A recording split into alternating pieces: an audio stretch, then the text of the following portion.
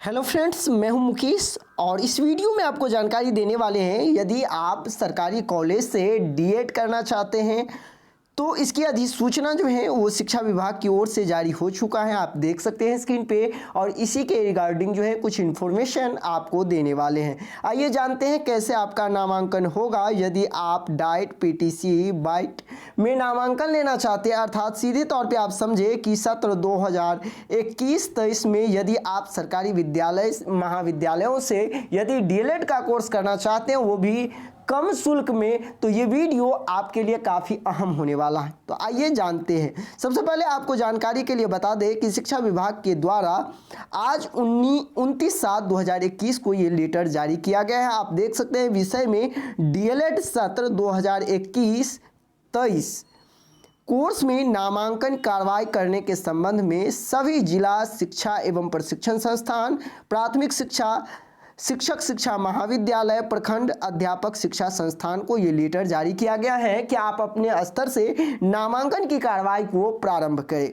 आइए हम जानते हैं कि नामांकन कैसे होगा, क्या होगा, इसका तिथि क्या है। सबसे पहले हम सीधे चलते हैं कि आखिरकार नामांकन के लिए जो तिथि निर्धारित की गई है वो तिथि क्या है। इसके बाद हम चर्चा कर लेंगे कि इसमें कौन लोग आवेदन कर पाएंगे, कौन लोग आवेदन नहीं कर पाएंगे। सबसे पहले आप देख सकते हैं आवेदन प्राप्त करने की तिथि, यानी जितने भी ट्रेनिंग कॉलेज हैं उसमें 18/8/2021 बुधवार से नामांकन के लिए ऑनलाइन आवेदन स्टार्ट हो जाएंगे। इसके बाद इसकी जो अंतिम तिथि जो है वो 1/9/2021 है। आपको जानकारी के लिए बता दें, इसमें ऑनलाइन आवेदन करने के बाद आपका सिलेक्शन जो होगा वो मैट्रिक और इंटर के नंबर के आधार पे होगा। तो पहले आपको इसके लिए ऑनलाइन आवेदन करना होगा। मेधा सूची का निर्माण इसके बाद किया जाएगा। तो आपको ये भी हम बता देंगे लास्ट में कि आपका मेधा अंक कैसे निर्धारण किया जाएगा।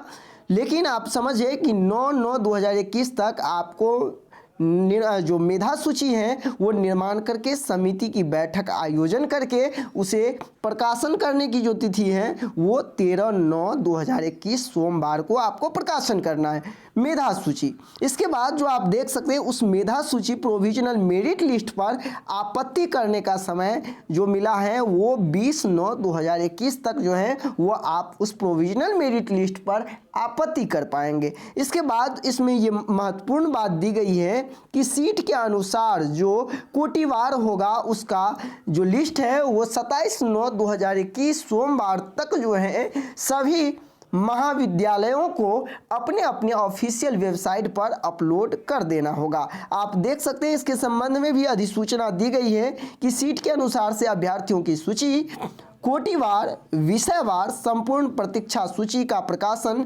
संस्था के वेबसाइट सूचना पट पर देना है। अंतिम मेधा सूची एवं संपूर्ण प्रतीक्षा सूची हार्ड कॉपी प्रति दिनांक 7/9/2021 तक जिला शिक्षा पदाधिकारियालय में भी उसे भेजना होगा।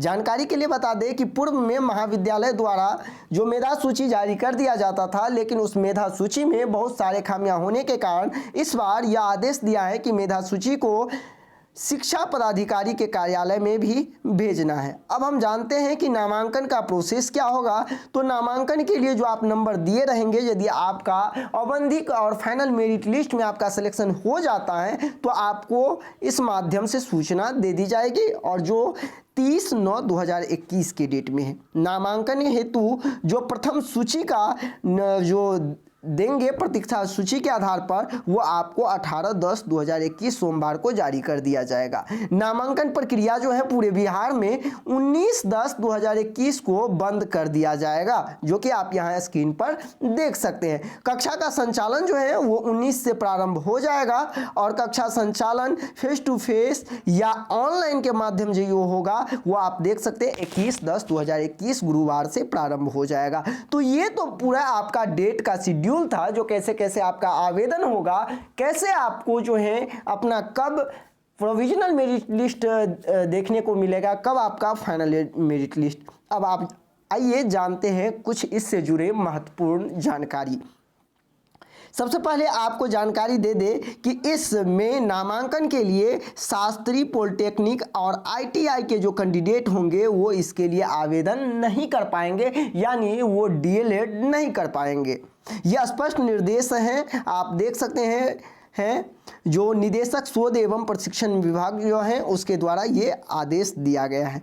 इसके बाद आपको जानकारी के लिए बता दें, जिनका 12th में 50% से कम है वो आवेदन नहीं कर सकते हैं। सिर्फ और सिर्फ अनुसूचित जाति, अनुसूचित जनजाति और निःशक्त के लिए यह छूट दिया गया है कि 5% का छूट है, वो नहीं भी यदि 45% भी है तो वो इसके लिए योग्य माने जाएंगे। यानी सीधी तौर पे आप समझ सकते हैं जनरल, ओबीसी और भी कैंडिडेट महिला के लिए 50% जो है वो मार्क 12th में रहना आवश्यक है, तभी आप इसमें आवेदन कर पाएंगे। अगला जो पॉइंट है, मेन पॉइंट, वो ये है कि इसका जो आपका जो मेधा अंक होगा, यानी आपका चयन प्रक्रिया किया जाएगा वो किस आधार पर, तो आप देख सकते हैं चयन का आधार जो होगा वो नामांकन हेतु चयन का आधार 10वीं अर्थात 10th और इसके बाद आप यहाँ देख सकते हैं 12वीं अर्थात 12th, इस दोनों के मार्क को आप ऐसे समझे, यदि आपको मैट्रिक में 70% है और यदि इंटर में आपको 60% है तो इस दोनों को जोड़ करके जो प्राप्त होता है 130, इसे आप 2 से भाग दे देंगे। भाग देने के बाद आपको यहाँ निकलकर 65 आता है, यही आपका परसेंटेज होता है। इसी पर आपका मेधा सूची का निर्माण किया जाएगा। यानी आप सीधे तौर पर समझ गए होंगे कि आपका जो चयन होगा वो 10th और 12th के मार्क बेस पे होगा। आइए हम और भी इससे कुछ महत्वपूर्ण चीज़ जान लेते हैं। जैसे कि आप यहाँ देख सकते हैं कि इसमें 2 कैटेगरी है नामांकन के लिए। पहला वो कैटेगरी जो साइंस से आते हैं और दूसरा वो कैटेगरी जो आर्ट और कॉमर्स से आते हैं। तो जो रिक्ति होगी प्रत्येक कॉलेज में उनको 2 भागों में बांट दिया है। साइंस के कैंडिडेट के लिए 50% और कॉमर्स और आर्ट के स्टूडेंट के लिए 50% सीट होगा। उसी पर आपका रोस्टर का निर्माण होगा, उसी के आधार पर आपका चयन लिस्ट का निर्माण होगा। तो ये भी आप समझ गए कि आप किस सीट के लिए आवेदन करेंगे। यहाँ स्पष्ट है कि उर्दू विषय की गणना कला वाणिज्य सीट के विरुद्ध किया जाएगा।